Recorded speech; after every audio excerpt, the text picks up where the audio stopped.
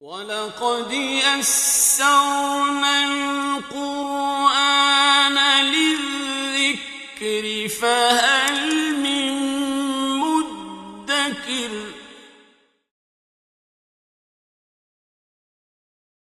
بسم الله الرحمن الرحيم ألم تر إلى الذين يزعمون أنهم آمنوا بما أنزل إليك وما أنزل من قبلك يريدون أن يتحاكموا إلى الطاغوت وقد أمروا أن يكفروا به ويريد الشيطان أن يضلهم ضلالا بعيدا وإذا قيل لهم تعالوا إلى ما أنزل الله وإلى الرسول رأيت المنافقين يصدون عنك صدودا فكيف إذا أصابتهم مصيبة بما قدمت أيديهم ثم جاءوك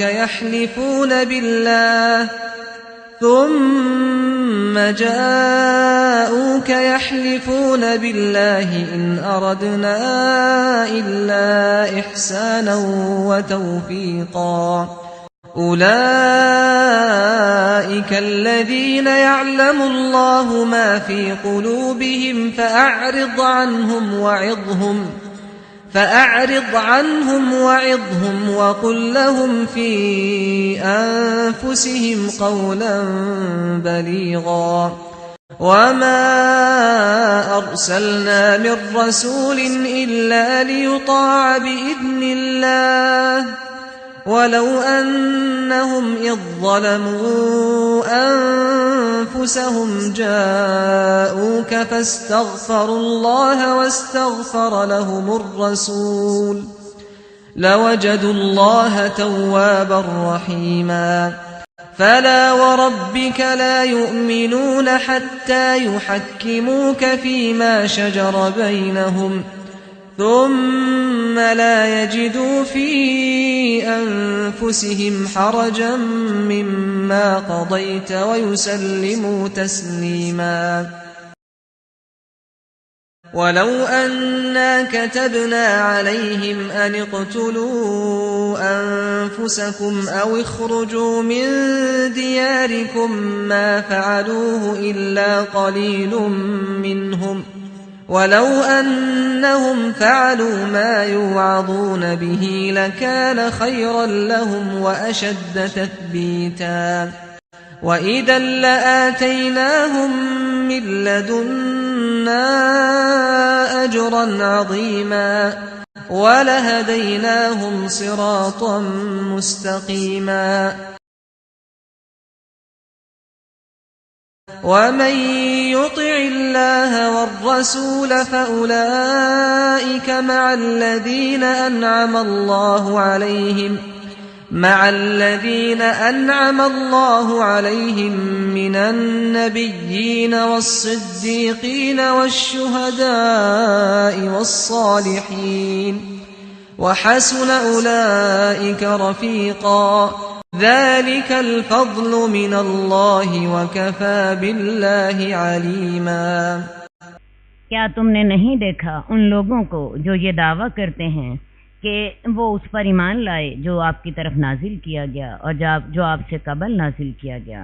वो चाहते हैं कि अपने फैसले तागूत की तरफ ले जाएं, हालांकि उनको हुक्म दिया गया था कि वो उसका इनकार कर दें और शैतान चाहता है कि उन्हें दूर की गुमराही में गुमराह कर दे। मुसलमानों को हुक्म है कि अपनी ज़िंदगी के तमाम मामलात का फैसला अल्लाह के दीन की रोशनी में करें, किताबुल्लाह के मुताबिक करें। लेकिन मुनाफिक लोग जो कि दावा तो ईमान का करते थे लेकिन हकीकत में मोमिन नहीं थे, वो अपने फैसले तागूत की तरफ ले जाना चाहते हैं और شیطان انہیں گمراہ کر دیتا ہے، اور جب انہیں کہا جاتا ہے اس چیز کی طرف آؤ جو اللہ نے نازل کی اور رسول کی طرف آؤ، تو منافقوں کو دیکھتا ہے کہ وہ آپ کے پاس آنے سے گریز کرتے ہیں۔ حالانکہ مومنوں کا تو معاملہ ہی یہی ہوتا ہے کہ جب انہیں اللہ اور رسول کی طرف بلایا جاتا ہے تاکہ وہ جب ان کے درمیان وہ فیصلہ کریں تو وہ کہتے ہیں سمینا و اطعنا، سورہ نور کی آیت کا ترجمہ ہے۔ تو کیا حال ہوگا جب ان کو مصیبت آتی ہے ان کی اپنی کرتوتوں کی وجہ سے، پھر وہ تیرے پاس قسمیں کھاتے ہوئے آ جاتے ہیں ہم نے تو صرف نیکی کا اور موافقت ہی کا ارادہ کیا تھا۔ ایسے لوگ اللہ جانتا ہے جو ان کے دلوں میں ہیں۔ اے نبی آپ ان سے منہ موڑ لیجئے، انہیں نصیحت کیجئے اور ایسی بات کہیے جو ان کے دلوں میں اتر جائے اور یہ ایمان لے آئیں۔ اصل بات ہے ان کی جو مصیبتیں ہیں ان کی وجہ ان کا نفاق ہے۔ تو ایسی بات کہیے جس کے ساتھ یہ راہ ہدایت پر آ جائیں۔ اور ہم نے کسی بھی رسول کو صرف اسی لیے بھیجا کہ اس کی اللہ کے حکم سے اطاعت کی جائے، اور اگر وہ جب انہوں نے اپنی جانوں پہ ظلم کیا تھا، کوئی گناہ کیا تھا، وہ تیرے پاس آ جاتے اور اللہ سے بخشش مانگتے اور رسول بھی ان کے لیے بخشش مانگتا، تو وہ اللہ تعالیٰ کو توبہ قبول کرنے والا اور رحم کرنے والا پاتے۔ منافقین سے جب کوئی گناہ ہو جائے تو اس کا طریقہ یہی تھا کہ وہ رسول اللہ صلی اللہ علیہ وسلم کے پاس آتے، اپنے گناہ کا اعتراف کرتے اور خود بھی اللہ سے بخشش مانگتے، رسول اللہ صلی اللہ علیہ وسلم بھی ان کے لیے اللہ سے بخشش مانگتے۔ لیکن یہ یاد رکھیے یہ آپ کی زندگی میں ہی تھا۔ بہت سے لوگوں نے اس سے یہ مراد لی کہ اب بھی کوئی گناہ گار ہو تو وہ پہلے رسول اللہ صلی اللہ علیہ وسلم کی خدمت میں استغفار کرے اور پھر اللہ کے حضور استغفار کرے۔ قرآن کی آیات اس کی تائید نہیں بلکہ اس کی مخالفت کرتی ہیں۔ ہم نے کل ہی سورہ آل عمران میں پڑھا تھا کہ رسول اللہ صلی اللہ علیہ وسلم فوت ہو چکے ہیں، رسول اللہ صلی اللہ علیہ وسلم فوت ہو چکے ہیں۔ یہ جو منافقین سے کہا گیا تھا اس کا ان کے رسول اللہ صلی اللہ علیہ وسلم کی زندگی میں حکم تھا۔ اگر وہ آپ کے پاس آتے، اللہ سے استغفار کرتے اور ان کے لیے رسول بھی اللہ سے استغفار کرتا تو وہ اللہ تعالیٰ کو توبہ قبول کرنے والا اور مہربانی کرنے والا پاتے۔ تو تیرے رب کی قسم ہے یہ لوگ تب تک مومن نہیں ہوں گے جب تک کہ آپ کو اپنے تمام جھگڑوں میں حاکم نہ بنائیں، پھر اپنے دلوں میں جو آپ فیصلہ کریں اس کے بارے میں تنگی بھی نہ پائیں اور اس کو کھلے دل سے تسلیم کر لیں۔ یہاں پہ ایک مومن کے ایمان کا ایک معیار بتایا گیا ہے۔ اللہ کی اطاعت تو لازماً کرنی ہے اور رسول اللہ صلی اللہ علیہ وسلم کی اطاعت بھی پورے دل و جان سے کرنی ہے۔ اپنے زندگی کے تمام جھگڑے، خواہ ان کا تعلق کاروبار سے ہو، خواہ ان کا تعلق عدالتوں سے ہو، خواہ ان کا تعلق سیاست سے ہو، خواہ ان کا تعلق معاشرت سے ہو، خواہ ان کا تعلق تعلیم سے ہو، جیسے بھی معاملات ہوں، یہ تمام معاملات ایک مسلمان پابند ہے کہ وہ رسول اللہ صلی اللہ علیہ وآلہ وسلم کے فیصلوں کے مطابق کرے اور ان فیصلوں کو ایک مسلمان دل و جان سے قبول بھی کرے۔ اگر ایک مسلمان وہ فیصلے رسول اللہ صلی اللہ علیہ وسلم کے قبول کر لیتا ہے لیکن دل میں تنگی محسوس کرتا ہے، نہیں یہ بڑا مشکل حکم ہے، منہ سے تو مان لیتا ہے، دل سے پوری طرح اس پر راضی نہیں ہے، تو ہمارا رب قسم کھا کر کہتا ہے اے محمد تیرے رب کی قسم یہ لوگ مومن نہیں ہوں گے جب کہ زندگی کے تمام معاملات میں آپ سے فیصلہ نہ کرائیں اور آپ کے فیصلے کو دل و جان سے تسلیم نہ کریں۔ تو یہ ایک ایمان کا معیار ہے۔ تو لہٰذا وہ لوگ جو احادیث کے منکر ہیں، جو کہتے ہیں ہمیں قرآن کافی ہے، انہیں سوچنا چاہیے اللہ تعالیٰ نے رسول اللہ صلی اللہ علیہ وسلم کو ایک ڈاکیا بنا کر نہیں بھیجا تھا۔ اللہ تعالیٰ نے رسول اللہ صلی اللہ علیہ وسلم کو کتاب کا سکھانے والا اور کتاب کا عملی نمونہ بنا کر بھیجا تھا۔ تو اللہ کے رسول صلی اللہ علیہ وآلہ وسلم کی اطاعت ہمارے ایمان کا حصہ ہے۔ تمام زندگی کے معاملات میں ہمارا فیصلہ کرنے والے کون ہوں گے؟ رسول اللہ صلی اللہ علیہ وسلم کی ذات، اور پھر اس فیصلے کو ہمیں دل و جان سے ٹھنڈے دل کے ساتھ اسے تسلیم بھی کرنا ہوگا، تب ہمارا ایمان مکمل ہوتا ہے، ورنہ تیرے رب کی قسم یہ لوگ مومن نہیں ہوں گے۔ اللہ نے اپنی ذات کی قسم کھا کر کہا کہ انسان اس وقت تک مومن نہیں ہوتا جب تک کہ رسول اللہ صلی اللہ علیہ وسلم کے فیصلے کو تمام زندگی کے معاملات میں دل و جان سے قبول نہ کریں۔ اب یہ تو ہو گیا ایک اصول۔ عمل کی حالت آج یہ ہے کہ اسلامی معاشرے میں آج سیاست میں ہم پیروی کرتے ہیں انگریزوں کی۔ کیا خیال ہے یہ جمہوریت کہاں سے آئی ہے؟ برٹش نیشن سے، انگریزوں سے۔ ہم کاروبار کے معاملات میں پیروی کرتے ہیں سود کی، یہودیوں کی۔ ہم اپنی معاشرت میں جو نکاح اور ہماری یہ جو گھریلو زندگی کے معاملات ہیں ان میں ہم پیروی کرتے ہیں ہندوؤں کی۔ اپنی تعلیم اور اسی طرح کے جو دوسرے معاملات ہیں اس میں ہم پیروی کرتے ہیں آکسفورڈ اور کیمبرج کی، اور ہماری عدالتوں میں انگریزوں کا قانون چلتا ہے۔ کیا خیال ہے ہم مسلمان ہیں؟ فیصلہ کرانا، فیصلے کو تسلیم کرنا تو بہت بات کی بات ہے، پہلے انسان فیصلہ تو کرائے۔ ہم تو فیصلہ کرانے کے لیے تیار نہیں ہیں۔ ہماری عدالتوں میں برٹش لا چل رہا ہے، ہمارے گھروں میں ہندوؤں کے قانون چل رہے ہیں، ہمارے کاروبار میں سود بنیاد ہے، اور ہماری سیاست میں ڈیموکریسی کو ہم نے خدا بنایا ہوا ہے۔ ٹھیک ہے، تو لہذا ہم تسلیم کرنا تو بڑی دور کی بات ہے، ہم تو اسے قبول کرنے کو تیار نہیں ہیں۔ لہذا مسلمان بطور قوم مسلمان نہیں ہیں، اور یہ بات آپ سورہ مائدہ میں زیادہ واضح طور پر پڑھیں گے۔ اور اگر ہم ان پر یہ فرض کر دیتے کہ تم اپنی جانوں کو قتل کرو یا اپنے گھروں سے نکل جاؤ، تو چند آدمیوں کے علاوہ کوئی بھی ایسا نہ کرتا، اور اگر وہ ایسا کر لیتے جو ان کو نصیحت کی جاتی تھی تو ان کے حق میں بہتر ہوتا اور زیادہ ثابت قدم رکھنے والا ہوتا، اور اگر وہ اللہ کی احکامات کو مان لیتے تو ہم انہیں اپنے پاس سے اجر عظیم عطا فرماتے، اور ہم انہیں سیدھا راستے کی توفیق دے دیتے۔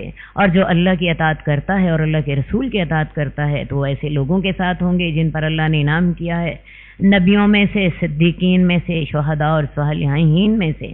اور یہ لوگ رفاقت کے اعتبار سے کتنے ہی اچھے ہیں۔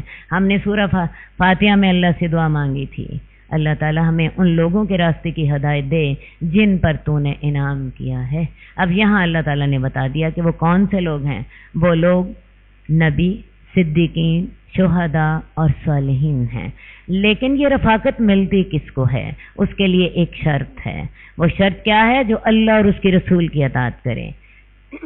حضرت عائشہ رضی اللہ تعالیٰ عنہ فرماتی ہیں کہ ایک صحابی آپ کے پاس آئے اور کہنے لگے، اے اللہ کے رسول، آپ مجھے میری جان سے بھی زیادہ پیارے ہیں اور میری اولاد سے بھی زیادہ عزیز ہیں۔ جب میں اپنے گھر میں ہوتا ہوں مجھے صبر نہیں آتا، یہاں تک کہ آپ کو آ کر دیکھ لیتا ہوں اور اپنی آنکھیں ٹھنڈی کر لیتا ہوں، اور جب مجھے اپنی اور آپ کی موت یاد آتی ہے تو میں سمجھتا ہوں کہ آپ جنت کے اعلیٰ مراتب میں نبیوں کے ساتھ ہوں گے، اور میں اگر جنت میں داخل ہو بھی گیا تو میں کہیں نچلے مرتبوں میں ہوں گا، میں تب مجھے چین کیسے آئے گا؟ اب تو میں اپنے گھر سے اٹھتا ہوں اور آپ کو دیکھ کر اپنی آنکھیں ٹھنڈی کر لیتا ہوں، تو یا رسول اللہ جب میں آپ کی اور اپنی موت کا سوچتا ہوں تو میرا دل بیٹھ جاتا ہے۔ ٹھیک ہے، تو اس نے اپنی محبت کا اظہار ان الفاظ میں کیا، آپ نے کوئی جواب نہیں دیا۔ تھوڑی دیر بعد آیت نازل ہو گئی اور آیت نے بتا دیا کہ تمہیں نبیوں کا ساتھ مل سکتا ہے، تمہیں صدیقین کا ساتھ مل سکتا ہے، شہداء اور صالحین کا ساتھ مل سکتا ہے۔ کس شرط کے ساتھ؟ میں یوتی اللہ والرسول، اللہ اور اس کی رسول کی اطاعت کرو۔ تو لہٰذا اللہ کی محبت کا معیار بھی اور اللہ کے رسول کی محبت کا معیار بھی میری زبانی محبت نہیں ہے، کھوکھلی مخالی خولی محبت کے دعوے نہیں ہیں۔ اس کو پرکھا کس سے جائے گا؟ اللہ اور اس کے رسول کی اطاعت کے ساتھ۔ اگر تو اللہ کی فرما برداری ہے، اللہ کے رسول کی فرما برداری ہے، تو پھر تو اللہ تعالیٰ جنت میں نبیوں کا ساتھ دے گا۔ لیکن اگر یہ خالی دعوے ہیں تو دعوے کچھ بھی نہیں ہوتے۔ یہ اللہ کا فضل ہے۔ کون سا؟ کہ اس کو کسی شخص کو جنت میں انبیاء، صدیقین، شہداء اور صالحین کی رفاقت مل جائے، یہ اللہ کا فضل ہے، اور اللہ تعالیٰ تو کافی ہے، جاننے والا۔ اے لوگو، ایمان والو، اپنے بچاؤ کا سامان ہر وقت اپنے ساتھ رکھو، الگ الگ دستوں میں نکلو یا اکٹھے مل کر کوچ کرو۔ جنگ احد میں ابو سفیان نے جاتے ہوئے دوبارہ لڑائی کا چیلنج دے دیا تھا، اور حالات ایسے ہو گئے تھے کہ مسلمان ہر وقت فکر میں رہتے تھے کہ مدینے پر کب حملہ ہو جائے۔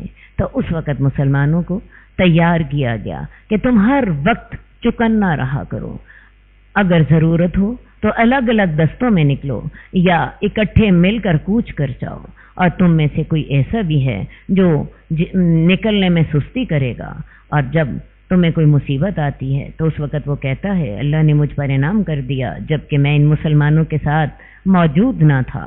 اور اگر تمہیں اللہ کی طرف سے کوئی فضل ملتا ہے تو وہ ضرور کہتا ہے گویا کہ تمہارے درمیان اور اس کے درمیان دوستی ہی نہ تھی، ہائے کاش میں بھی ان کے ساتھ ہوتا تو میں بھی بہت بڑی کامیابی حاصل کرتا۔ یہ منافقین کا کردار ہے جو جہاد سے روکتے تھے اور یوں بات کرتے ہیں گویا کہ اجنبی ہوں اور ان کا مسلمانوں سے کوئی تعلق ہی نہ ہو۔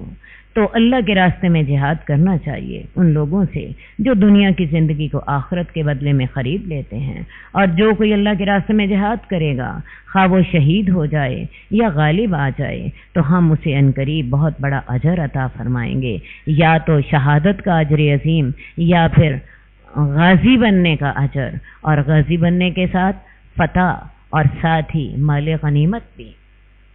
اور تمہیں کیا ہو گیا؟ تم کیوں اللہ کے راستے میں جہاد نہیں کرتے؟ جبکہ کمزور مردوں میں سے، بچوں میں سے اور عورتوں میں سے کہتے ہیں اے رب ہمیں اس بستی سے نکال دے، اس کے رہنے والے بڑے ظالم ہیں، اور ہمارا اپنے پاس سے ہمارا کوئی حامی مقرر کر دے اور ہمیں اپنی جناب سے کوئی مددگار پیدا فرما دے۔ اس آیت میں ان کمزور مسلمانوں، بیواؤں اور بچوں کی طرف اشارہ ہے جو مکہ یا بعض قبائل میں آباد تھے، اسلام قبول کر چکے تھے، ہجرت کی قدرت نہ رکھتے تھے۔ اس آیت میں ایسے مسلمانوں کی مدد کے لیے جہاد کی ترغیب دی گئی ہے۔ آج بھی بہت سے علاقے ہیں جہاں مسلمان اسی طرح قسمہ پرسی کے عالم میں ہیں، تو ان الفاظ کے ساتھ اللہ تعالیٰ نے ان کی حق میں جہاد کرنے کی ترغیب دی ہے۔ وہ لوگ جو ایمان لائے وہ اللہ کے راستے میں جہاد کرتے ہیں، اور جو لوگ جو کافر ہیں وہ شیطان کے راستے میں لڑتے ہیں۔ تو تم شیطان کے دوستوں سے لڑائی کرو، شیطان کی چال تو بڑی کمزور ہوتی ہے۔ کیا تم نے ان لوگوں کو نہیں دیکھا جنہیں کہا گیا تھا اپنے ہاتھ روک لو، نماز قائم کرو، زکوٰۃ ادا کرو؟ مکی دور میں آپ کو پتہ ہے ظلم کا جواب دینے کی اجازت نہ تھی، لیکن مدینے میں آنے کے بعد پھر مسلمانوں کو جہاد کی اجازت دے دی گئی، بلکہ اجازت کے بعد پھر جہاد فرض کر دیا گیا۔ تو جب ان پر جہاد فرض کر دیا گیا اس وقت کچھ لوگوں سے ایسے ایک فریق ان میں سے لوگوں سے اس طرح ڈرنے لگے جیسے اللہ سے ڈرتے ہیں یا اس سے بھی زیادہ ڈرنے لگے، اور وہ کہنے لگے اے ہمارے رب، تو نے ہمارے اوپر جہاد کیوں فرض کیا؟ تو نے اسے کچھ عرصے کے لیے ہمیں ڈیل کیوں نہ دے دی؟ یہ کمزور ایمان کے لوگ تھے۔ اس کا مطلب یہ قطعاً نہیں تھا کہ یہ لوگ منافق تھے، بلکہ پورے مومن تھے۔ اس کے باوجود یہ بھی ایک حقیقت ہے کہ ایک گروپ میں سارے لوگ ایک جیسے معیار کے نہیں ہوتے، ایک گروپ میں سارے ایک جیسی خصوصیات کے مالک نہیں ہوتے۔ کوئی بڑے جرأت مند ہوتے ہیں، کوئی کمزور دل ہوتے ہیں، حالانکہ ایمان میں سب برابر ہوتے ہیں۔ تو یہ ایسے کمزور دل کے مسلمانوں نے کہا تھا کہ اللہ تعالیٰ تو انہیں تھوڑی دیر کے لیے ہمیں ڈیل کیوں نہ دے دی، ابھی جہاد فرض نہ کرتا۔ تو اللہ تعالیٰ نے ان کو سمجھانے کے لیے اگلی آیات اتار دیں، اے نبی ان سے کہہ دو دنیا کا سامان تھوڑا ہے اور آخرت اس کے لیے بہتر ہے جو تقوی اختیار کرے۔ انسان جہاد سے کیوں ڈرتا ہے؟ اس لیے موت آ جائے گی اور دنیا کی رنگینیوں سے انسان دور ہو جائے گا۔ تو اللہ تعالیٰ اپنے نبی سے کہہ رہے ہیں ان سے کہو دنیا کا سامان تو بہت تھوڑا ہے اور آخرت متقی کے لیے دنیا سے کہیں زیادہ بہتر ہے، اور تمہیں جہاد کا اجر دینے میں ذرا برابر بھی کمی نہ کی جائے گی۔ تم جہاں کہیں بھی ہوگے موت تو تمہیں آ ہی لے گی، اور اگرچہ تم مضبوط قلعوں میں کیوں نہ ہو جاؤ، ایک دنیا کی محبت انسان کو جہاد سے دور رکھتی ہے اور ایک موت کا ڈر انسان کو جہاد سے دور رکھتا ہے۔ تو پہلی آیت میں بتا دیا گیا کہ دنیا کا سامان تھوڑا ہے اور جو اللہ کے پاس ہے وہ متقین کے لیے بہت بہتر ہے۔ اور جہاں تک باقی رہا موت کا معاملہ، تو مرنا تو ہے ہی، بستر پر بھی مرنا ہے، مضبوط قلعے ہوں تب بھی موت نے تو آنا ہی آنا ہے، اور اگر انہیں کوئی بلائی آتی ہے تو وہ کہتے ہیں یہ اللہ کی طرف سے ہے، اور اگر انہیں کوئی برائی آتی ہے تو وہ کہتے ہیں یہ تمہاری وجہ سے ہے۔ جیسے جنگ احد میں منافقین نے رسول اللہ صلی اللہ علیہ وسلم پر الزام لگا دیا تھا کہ آپ اگر مدینہ میں رہ کے لڑائی کرتے تو یہ تکلیف ہمیں نہ آتی۔ تو یہ منافقین کا طریقہ تھا، اگر کوئی مصیبت پہنچتی رسول اللہ صلی اللہ علیہ وآلہ وسلم کو باتیں بناتے، اور اگر کوئی آسانی آ جاتی، اللہ کی طرف سے کوئی فضل آ جاتا تو اس کو اللہ کی مہربانی اور اللہ کی طرف اس کا انتساب کر دیتے۔ کہہ دیجئے ہر کچھ اللہ کی طرف سے ہے، تو ان لوگوں کو کیا ہو گیا ہے، یہ بات کو کیوں نہیں سمجھتے؟ جو بھی اب اللہ تعالیٰ صحیح عقیدہ بتا رہے ہیں، جو بھی تجھے بلائی ملے تو وہ اللہ کی طرف سے ہوتی ہے، وہ اللہ کا فضل ہوتا ہے، اور جو کوئی برائی ہو تو وہ انسان کے گناہوں کا نتیجہ ہوتی ہے۔ منافق یہ کہتے تھے کہ بلائی تو اللہ کا فضل ہے اور جو برائی ہے وہ رسول اللہ صلی اللہ علیہ وآلہ وسلم کی طرف سے آئی ہے۔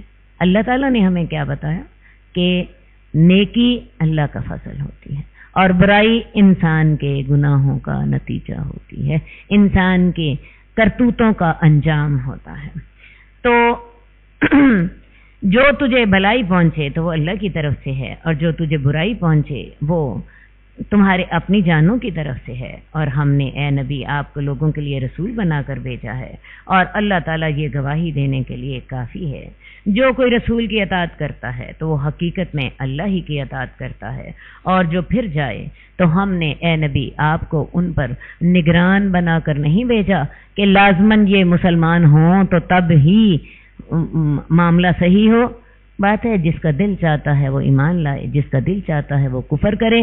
نبی کی ذمہ داری اللہ کا پیغام پہنچانا، اچھے انداز سے اتمام حجت کرنا، یہ نبی کی ذمہ داری ہے۔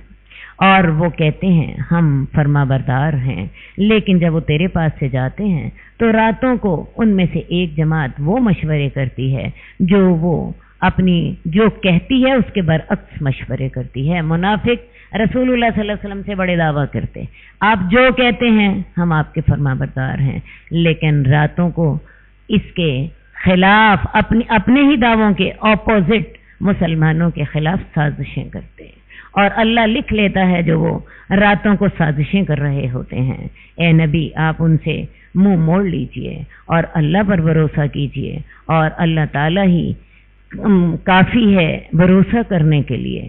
وہ لوگ قرآن میں کیوں نہیں غور و فکر کرتے؟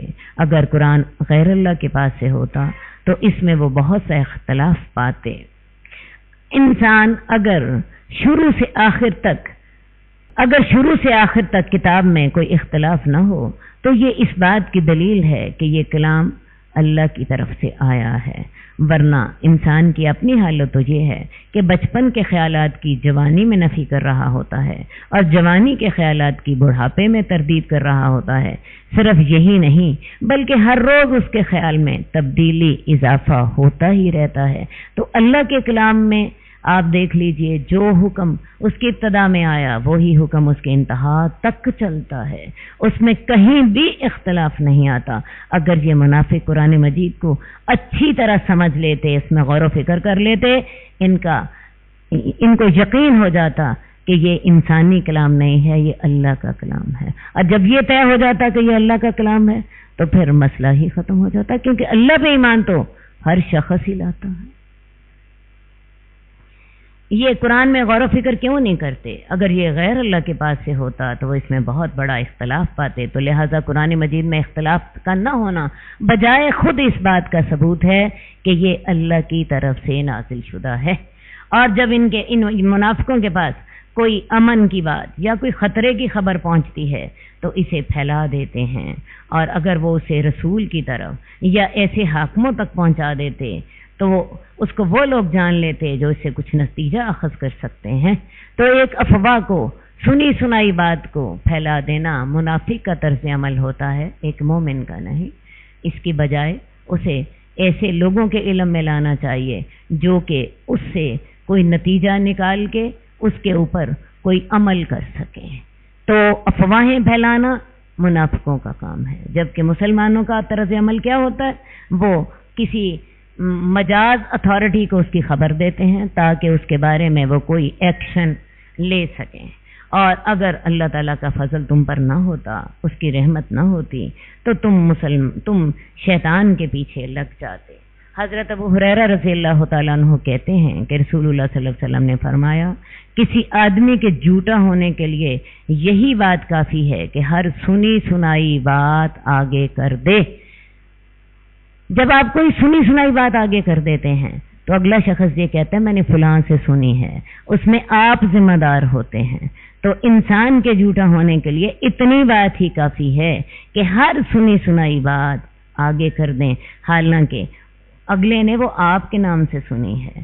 آپ کا یہ فرض بنتا ہے جب ایک بات آپ کے حوالے سے معاشرے میں پہنچائی جا رہی ہے تو آپ تحقیق کریں، اور اگر وہ بات سچی ہے تو منہ سے نکالیں، ورنہ آپ اس میں ذمہ دار نہ بنیں. تو انسان کے جھوٹا ہونے کے لیے اتنی بات ہی کافی ہے کہ ہر سنی سنائی بات آگے بیان کر دیں. تو اللہ کے راستے میں جہاد کیجیے، آپ کو صرف اپنی جان کی ہی ذمہ داری ہے، اور مسلمانوں کو جہاد کی ترغیب دیجیے. شاید کہ اللہ تعالیٰ کافروں کی لڑائی روک دے، اور اللہ تعالیٰ زیادہ سخت ہے لڑائی کرنے میں اور زیادہ سخت ہے سزا دینے میں. جو کوئی اچھی سفارش کرے گا، جیسے رسول اللہ صلی اللہ علیہ وسلم کو جہاد کی ترغیب دینے کا حکم دیا گیا ہے، اسی طرح کوئی اور شخص اچھی سفارش کرتا ہے تو اس کے لیے اس میں سے ایک حصہ ہوتا ہے، اور جو کوئی بری سفارش کرتا ہے وہ اس کی ذمہ داری میں سے ایک حصہ پاتا ہے. انسان کی زندگی انتہائی ذمہ داری کی زندگی ہے.